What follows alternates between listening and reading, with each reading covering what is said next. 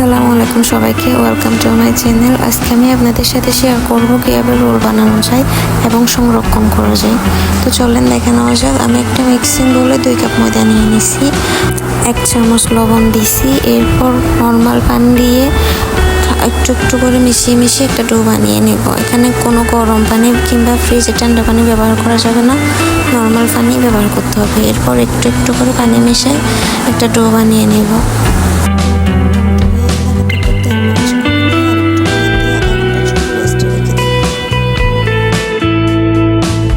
আধা ঘন্টা পর এখান থেকে ছোট ছোট লুচি কেটে নিয়ে এরপর রুটি বানিয়ে নেব।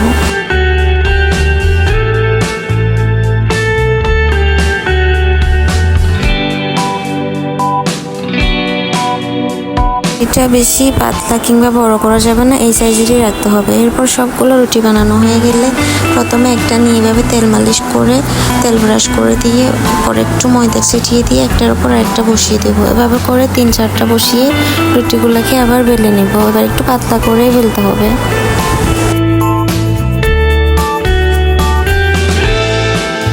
এরপর রুটিগুলো হয়ে গেলে একটা তাওয়াতে 4-5 মিনিট এপিট-ওপিট সেঁকে নিয়ে এরকম করে একটা একটা তুলে নিয়ে ফেলতে হবে।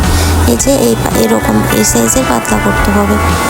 এরপর আমি একটা আটা বানিয়ে নিব।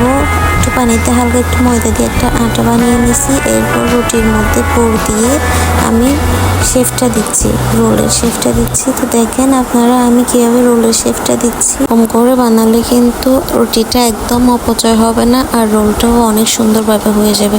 তো আমি পাঁচটা কীভাবে দিচ্ছি ভালো করে খেয়াল করলে আপনারা বুঝতে পারবেন। এরকম করে আটা দিয়ে চারিদিকে লাগিয়ে দিয়ে এরকম গোল করে রোলটা বানিয়ে নেব।